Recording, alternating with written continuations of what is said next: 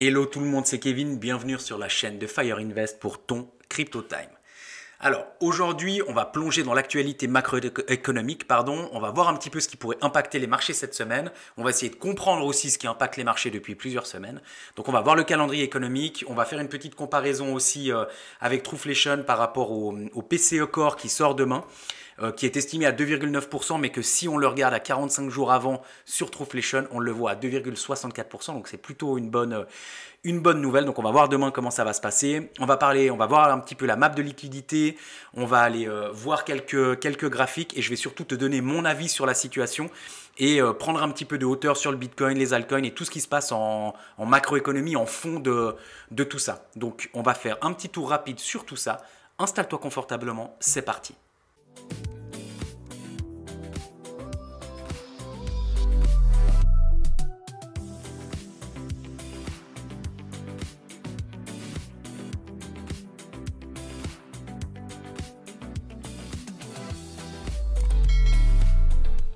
Alors, on attaque tout de suite ce Crypto Time avec le calendrier économique pour la semaine. Donc, on voit qu'aujourd'hui, on a déjà une statistique qui est sortie, c'est le rapport IJO-LTS.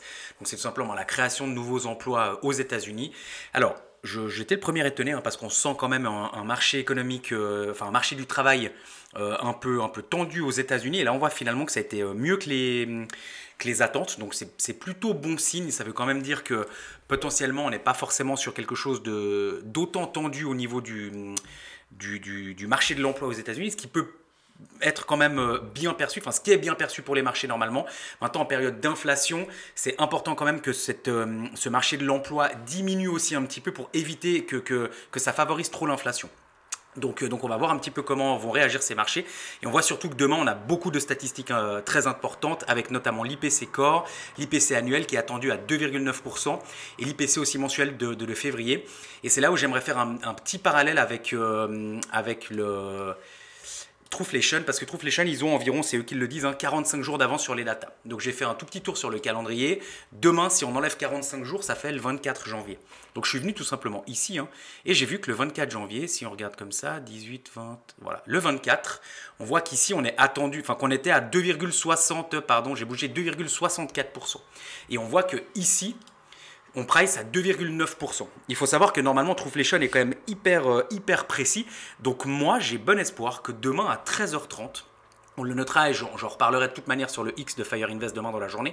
Mais j'ai bon espoir que demain on ait une bonne nouvelle à ce niveau-là pour montrer que l'inflation baisse plus que prévu parce que l'IPC c'est quand même un indicateur très important et très suivi par la Fed. Donc ça va être intéressant normalement. Trueflation ne se trompe pas avec ça et on voit pour revenir ici que depuis le 1er février l'inflation s'est vraiment écroulée. Dans un premier temps tout le mois de février largement en dessous des 2,5% environ avec même des descentes à 2,20%, un léger rebond mi-février autour des 2,40%. Et là, on voit aussi que depuis le 1er mars, on a vraiment cette grosse chute. Et là, maintenant, on vient se positionner en dessous des 1,5% d'inflation. Donc, c'est mieux de rester entre ça et 2,2. Donc, on va voir un petit peu comment ça va se passer, comment les marchés vont réagir aussi. Et c'est pas impossible que dès demain, justement, on ait des statistiques plus intéressantes en lien avec justement l'IPC Core. Donc, on va voir un petit peu comment ça va se passer. Et on voit que jeudi aussi, inscription hebdomadaire au chômage et prix à la production. Donc ça, ce sera aussi des datas intéressantes à suivre. Ensuite, si on passe sur la map des liquidités que moi j'aime toujours regarder, on voit vraiment qu'avec les mouvements des derniers soirs des derniers jours sur le Bitcoin, on est venu récupérer quand même beaucoup de liquidités au sud. Donc là, on a pas mal de grosses masses de liquidités qui se tassent, on va dire ça un petit peu comme ça, au nord, notamment autour des 84 000. Et puis si on vient sur une échelle un tout petit peu plus longue pour voir aussi un peu plus les chiffres un peu plus hauts. Je pense qu'autour des 100 000, 95 000, on a aussi des gros clusters de liquidités. Puis si on revient sur 3 mois, il y en avait un de toute manière au-dessus des 110 000, au-dessus de l'ATH.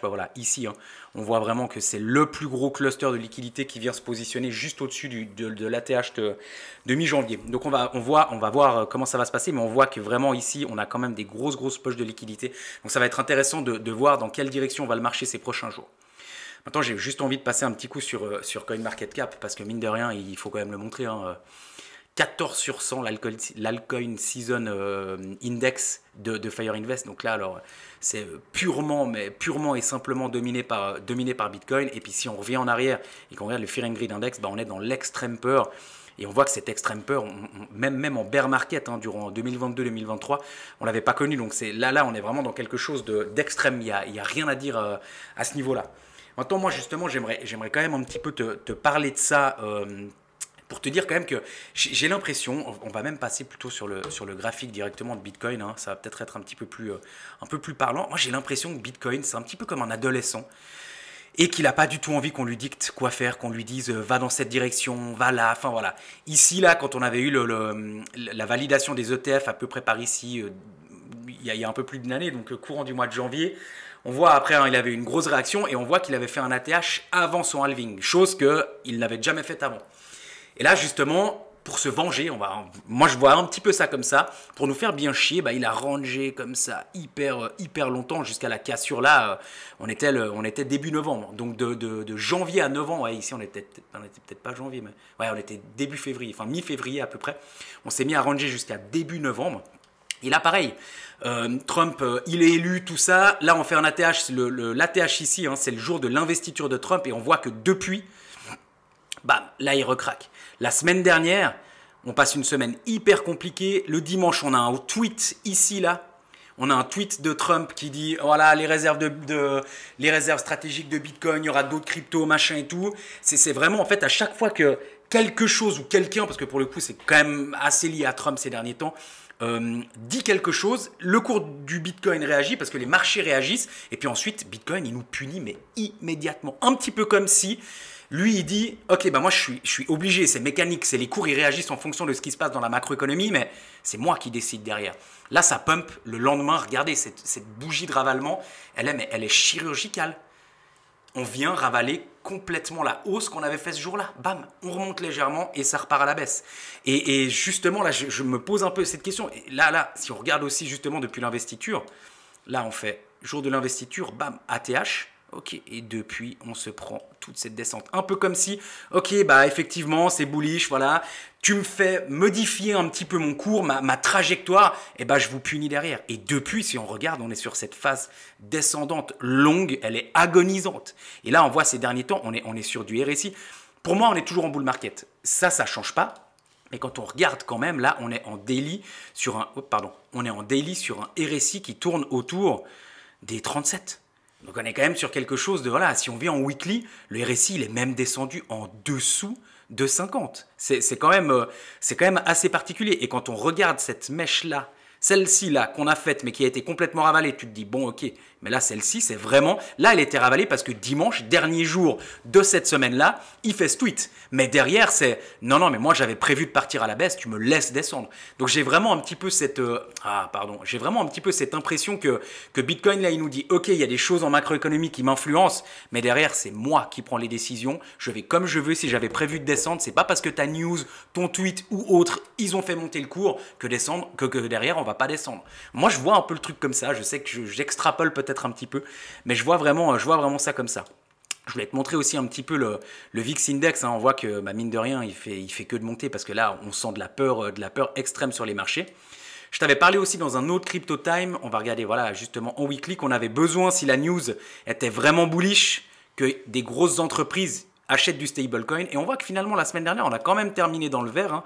On a quand même fait une belle bougie, mais on voit quand même qu'on est dans une dynamique ici depuis quelques semaines où à peu près depuis le 10 février où on voit qu'il y a quand même moins d'impression que ici de stablecoin. Donc forcément s'il y a moins de création et d'impression de stablecoin, et derrière il y a moins d'achat de crypto en général. Et on voit que si on revient ici, la semaine du 10 février, ça correspond aussi avec la semaine depuis laquelle Bitcoin, semaine du 10 février, 27 janvier, voilà, on est à peu près dans ces semaines-là. Donc depuis qu'on a moins d'impression de stablecoin, on voit que forcément Bitcoin perd un petit peu, a de la peine à se maintenir justement déjà dans ce range-là, depuis quelques semaines maintenant, quelques jours, c'est encore plus compliqué. Mais forcément, si on n'a pas d'afflux de liquidité qui arrive sur le marché, les cours ne peuvent pas tenir. Et Bitcoin, quand il fait ce genre de bougie, forcément derrière les alts, elles prennent excessivement cher. Après, j'aimerais juste aussi te montrer un petit coup le Dixie. Alors ça, c'est quand même très intéressant. On voit ici, là, on a une grosse bougie baissière aussi sur le dollar index.